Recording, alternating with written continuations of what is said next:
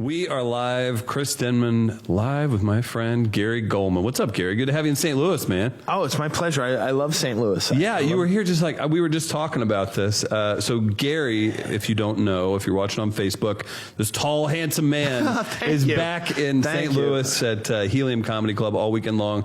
I personally went last year. It was a blast. He's very funny. If you didn't catch him on Last Comic Standing, do some Googling, YouTube it. He's a very funny guy, and we've got him here in St. Louis this weekend. So pleasure to have you, man. I'm pumped to have you back. Oh, thanks for having me. Yeah, absolutely. I really had a great time, and I have friends in St. Louis. So I'm really excited to be here. What's the connection? I feel like maybe you brought that up whenever you were here. What are the friends just from touring and just hanging out, or is it a college thing? Actually, it was a college friend, a guy I played football with. His younger brother, Danny McLaughlin. A lot of connection to St. Louis. Yeah. Where did you play football? College. Boston College. Just a tiny little up-and-coming university. I know this is probably like 274th radio podcast, whatever interview that you have to go down this road, but what position were you? Tight end? I was a tight end, yeah. At Boston College, man. Yeah. How was that experience? It was a nightmare. I was a good athlete. Like, I could run fast and jump high, and I'm a very big person. Yeah. But mentally, I just don't have that killer instinct DNA. I have an overabundance of empathy, which is not a good characteristic for a football player. Well, I mean, if you were maybe in today's offense where you're a finesse tight end, where you're like essentially a wide receiver who's got a little weight on him, but those days I'm sure they wanted you to block a little bit. There was animal defensive ends all the time. Yeah, there was blocking, and just the speed of everything was overwhelming, and just I was so overmatched just so quickly and by these guys. But I was physically as big and as strong and as fast as everyone. Yeah. But I just didn't have that dominant gene to push people around and assert myself. If people were to only hear your stand-up, they would picture you as just like a diminutive guy who like eats cereal in his apartment. That's what you would pick. But then you see it like, oh, geez, that's a big dude. Yeah. So Division I is no joke, though. No, did you play? You probably played with a few people who got drafted, or at least I played with some stars. Like Glenn Foley was the quarterback, and Mark Chmura was a Super Bowl tight end, and for the Packers. And Tom Nalen was Tom Nalen. Yeah, he played like 15 years in the league. Yes, and won 2 Super Bowls back to back with the Denver Broncos. Right. He was Elway's center. So I played with these outstanding athletes, and I did not fit in. Up, right? That's such a cool thing. And then obviously the sweet stench of Flutie hanging around the university. That is a great point. Yeah, it was still very strong when I got there in '89. He had all his heroics, I think, in '84. So it was still. Did you ever get like? I wonder if the guys on the team were kind of like, will you stop referencing Flutie? Like, okay, like we get it. He was unbelievable. Yeah, he was only 5'6.5", whatever he was. Yeah. But there is a little bit of a weird thing. Like, it sets a tone. Like, that guy was unbelievable, and then his pro career kind of mimicked the like insanity of his college career, having the accolades that he collected. Right? Yes, he was just a remarkable athlete and a winner, and so charming, and just beloved in New England. Yeah. They were able to recruit off of his exploits for years. Yeah. Everybody's, I'm going to be the next Doug Flutie. Like, we got enough 5'7" white dudes. Thank you so much. Yeah. No, that's crazy. So back to the St. Louis connection. So did McLaughlin's brother play there, or you just went to college with him? Yeah, he was there too. Yeah, he was an offensive lineman, and he was 6'6", about 305. What? In the Have you met Dan? Yes, of course. He is not 6'6", 305. No, but his brother was this incredible athlete. He was great at basketball and baseball. He played on the baseball team at BC too, and he would hit these home runs that were line drives that would barely barely get over the two-sport pitcher's athlete? head. Yes, he was an incredible basketball player too. I mean, so I'm sure he went to Vianney here in St. Louis. He went to St. Louis University High School. He went to SLU. Okay, yeah, so a bunch of people watching online are just like, "Hey, jackass, he went to our high school." Here. People are territorial. I think they both went to SLU. I can't be positive. I thought McLaughlin went to Danny. I thought he went to Vianney. I could either possible. way. So that's wild. That's so I knew crazy. Danny when he was just a high school kid. Yeah.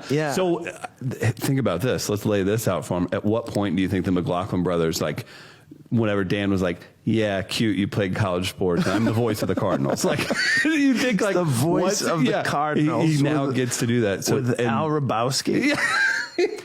They're cut down on Al. But, oh my gosh, what a character! I get those people. I love those two together. So many people complain. They're like, "Well, Al always shouts down Dan, and it's awkward." I'm like, "That's the beauty.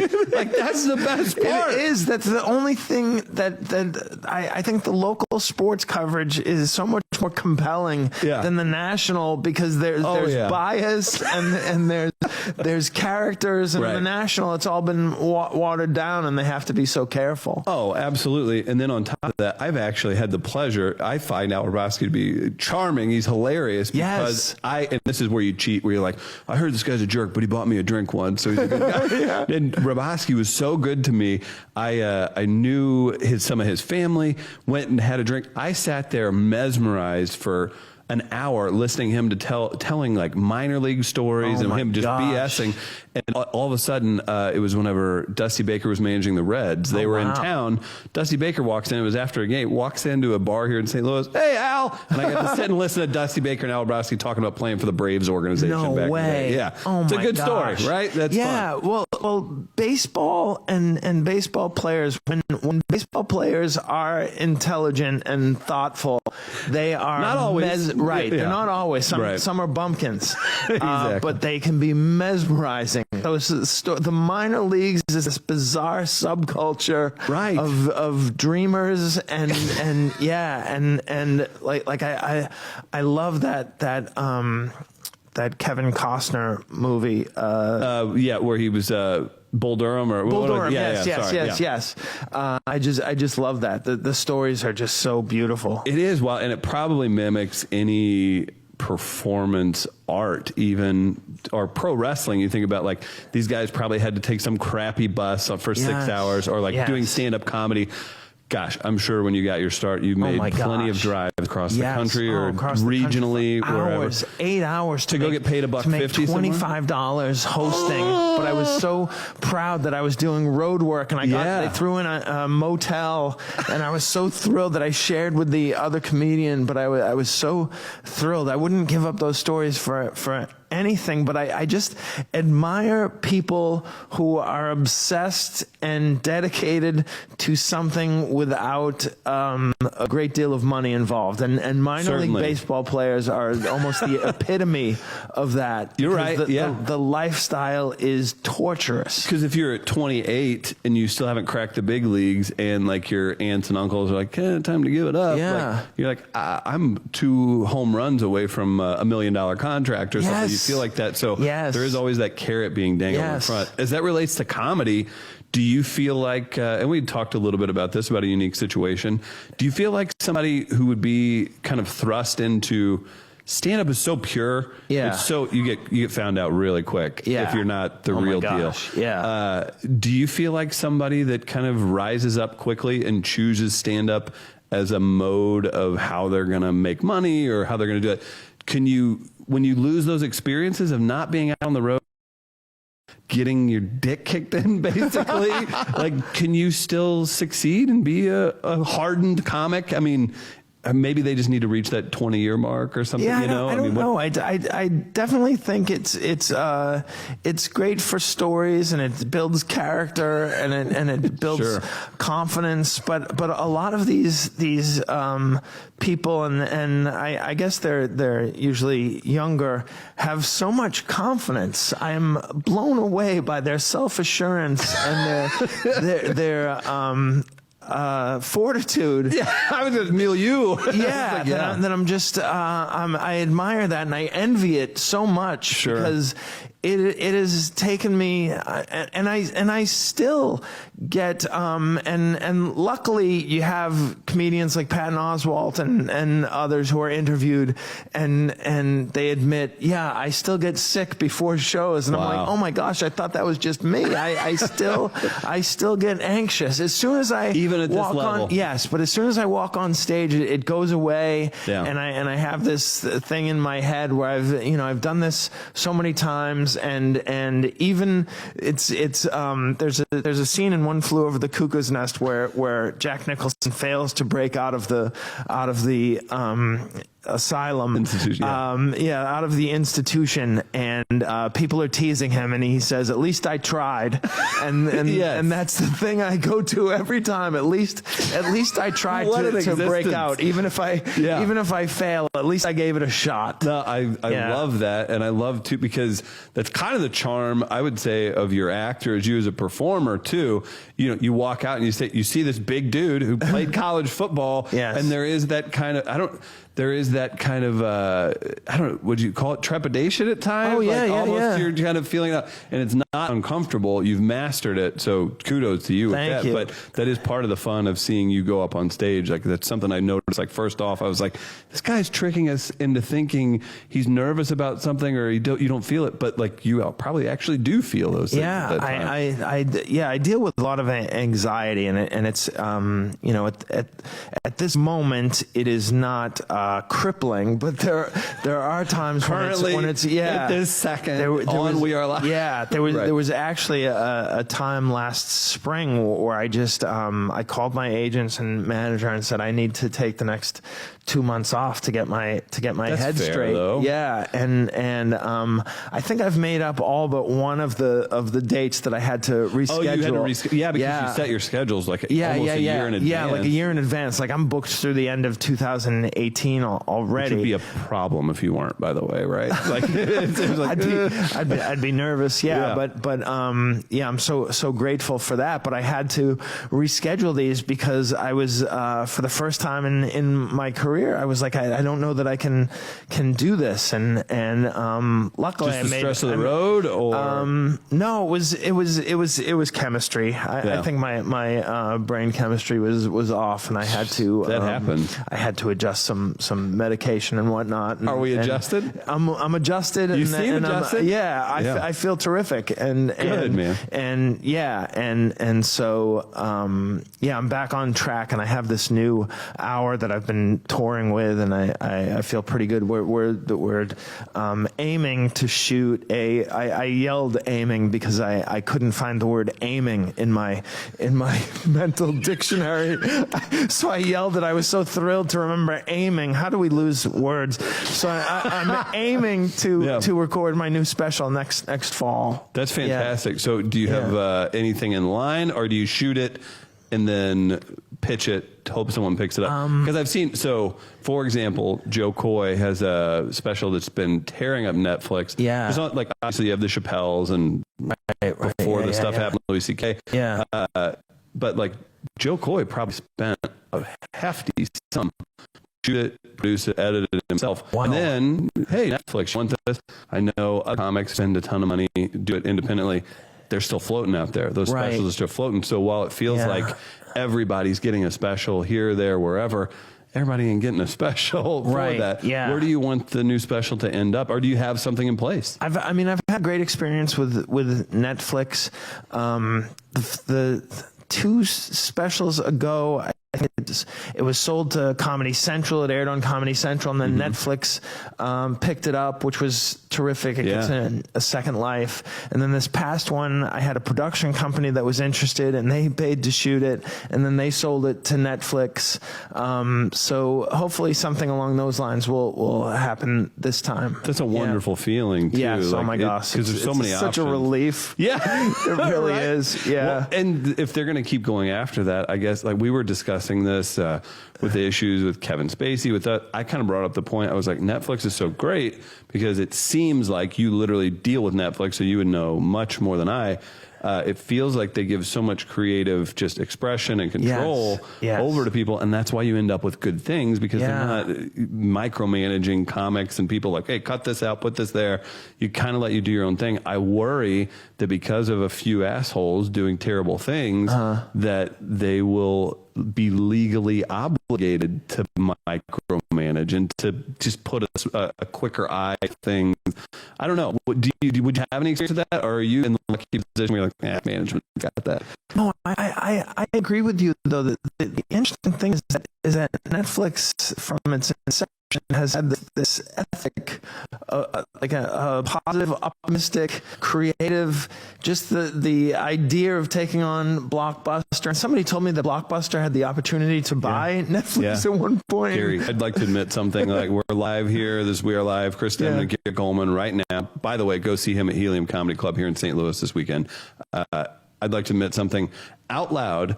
Whenever Netflix is a DVD-driven service, right? Yeah. Out loud, I said, when they raise their prices like $1, there's a big hubbub of that or something. I go, well, nail in their coffin. See ya. Bye, Netflix. Oh, that's hilarious. Done. And it was, 10 years ago now when I brazenly said that, but they've killed it, and they did. Blockbuster could have bought them. I would credit Netflix with bringing documentaries to the forefront that they're at now too, because now think about that. When you were in college, if somebody said a documentary, you're like, I had to watch one in a sociology class, something like they weren't, and now they're a form of entertainment. Yes. And then now I think they're doing that. If they haven't already, I get it that comedy specials been very well watched over the years, but they've made it a regular thing for people to do. Like, you go watch specials on Netflix now. Like, but to your point though, they've had this cool driving force, and creativity's been a big part of that. Yeah, I mean, just to jump on the documentary aspect of it, I owe a great deal to the evolution of documentaries in that when I was a kid, documentaries had to be about huge things, usually World War II. Generally, right? Yes, absolutely. Yeah. Maybe the Loch Ness Monster. Yes. And then years later, Netflix had this documentary called Helvetica. And I made a joke about it because it was riveting, and then I had this joke in my notebook for about 20 years, and it was about how difficult it must have been to abbreviate all 50 states down to 2 letters. Yeah, and I could never make it into a joke because it just didn't have sort of a casing or a structure to put it into. It was almost like, why? So I held on to it. And then one night I was doing the Helvetica joke, and then I said, and the whole idea, it's impossible to make this joke unless people can believe that documentaries can be about such trivial things as Helvetica. So I said, I saw this other documentary, and then I talked about the 50 states being abbreviated, and I made up this entire thing, and I did it on Conan, and it got like 7 million views, and it got me all these new fans, and it's become like my Born to Run. People request it, and they're disappointed if I don't do it. So I and it's on my Netflix special. So I'm just so grateful for this. Circle. Yes, for this outlet and platform. It's just fantastic. And on my previous special, I had this thing extolling the virtues of Netflix, never knowing that it would ever air on Netflix because they weren't doing many stand-up comedy things. But I was talking about how Netflix, if it had done nothing else, it eliminated Blockbuster, which I found to be so objectionable. Their policies and their late fees, and I just despise them. And absolutely, so that was interesting. That's so crazy that can happen in life whenever you get that. It makes me think that we're in a computer generated. Do you ever think that? Gary, I'm a little, as we stream live on Facebook, like, it's like I see headlines now, and I'm like, what? Like, someone's screwing with me here. Like, this is like insane. Like, even some of the movies that come out for the Oscars, I'm like, I'm supposed to like that? Like, I don't know what, like, someone somewhere is pressing a button and be like, I wonder if we can do this stupid, just moronic thing. And how will they respond to that? No, absolutely. It feels like we're in a simulation half the time. And then, like, even if you drill it down to, I don't know how many, there's only like X amount of ways people can look. In a world, it's almost like molds that were picked out. It's strange, man. I read this book by this guy named Walter Isaacson, and he wrote like the Steve Jobs biography and the Ben Franklin biography. He's got this new one about Leonardo da Vinci. Anyhow, he put out this collection of essays, and he did this extensive profile of Bill Gates. And Bill Gates said something to the effect of, "This might be my universe." Like this. Bill. And he said, I have to admit, I'm loving it. And I was thinking, it's one of these guys' universes. It might be Harrison Ford's. I would agree with that. If you look at Harrison Ford's career, most of the people that he was in movies with did not have as big a career. They had to give them something so that it wasn't so clear that they were just invented to be co-stars in Star Wars and Indiana Jones. Sure. So they have small careers, but I can't think of anybody who got really huge off those movies. Because he's one of the leaders he's one of the people that this universe, and I believe that it might be Donald Trump's universe too, because it's uncanny. Nothing makes sense of that. It's frightening. Yes.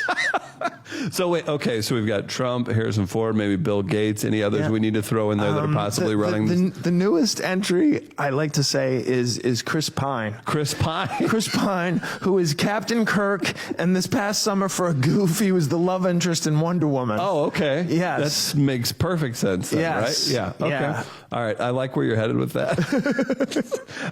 Before we get you out of here, so again, Gary's at Helium Comedy Club all weekend long, and it's going to be a great show. Brand new hour. You're saying that's awesome that you've been touring with. Yeah. I mean, I think that I do one joke from last time I was here about that I did on Stephen Colbert, but nothing from the last special. So it'll be a new. That's so exciting. So I got to go see you again. I would love it if you came, Chris. That'd be a blast. Yeah. So wait, we talked about this. I'm familiar with my business partner friend that was on Last Comic Standing. Is that still kind of playing, like you mentioned the viral moment with Conan, getting that clip, and then Netflix and everything coming full circle. Does Last Comic Standing still remain relevant to your touring and people recognizing you? So many people said, I discovered you on Last Comic Standing, and I mean, I'm glad that I kept writing, because it would be pathetic if I was still doing the same jokes. So they've stood by me all these begging years. For door deals. I'm so thankful. Yeah. Like level clubs. Oh my gosh. Comic Standing. Yes. Oh gosh. That's a weird thing too, because you take stand-up comedy, it's pure, you're just good. That's a very produced and edited show. Oh my gosh, and yes. predetermined winner, allegedly. Possibly. Yeah, possibly. I mean, it's a reality show, and it's a deal with the devil. I won't go so far as to say that it was blood money. Yeah. But it's it's definitely Faustian. to go on a reality show when I absolutely feel like reality shows are like one of the banes of our existence, but it was at a time in my career when I just had no fans and I didn't know how to get any, and it was just, and I saw what it did for the people in the first season, and it was just it was dramatic what it did to their career and my career later. Yeah. No, I agree too, and it's part of entertainment zeitgeist, whatever we want to say. And I also, so we got our friends at Media Outlaws taking care of the video and everything like that over here at Gaslight. Can we get Jay Mohr and you in the same room to talk for like an hour straight? I'm pretty sure.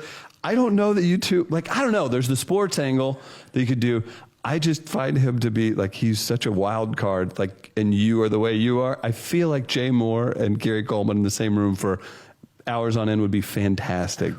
I've done his podcast a couple of times, and we just have a blast. But he's a combination of frat guy and guidance counselor. I mean, he's a really sharp. That's a good way to put it. He's a really sharp guy, man. Yeah. I mean, he is knowledgeable in so many different areas: sports, music, and He'll pop surprise you, culture, too. and he's read a lot, and he's really impressive. He has a really impressive mind, but he can be such a wise ass and just biting, sardonic. I'm gonna have to go wit. back and listen to that More Sports, right?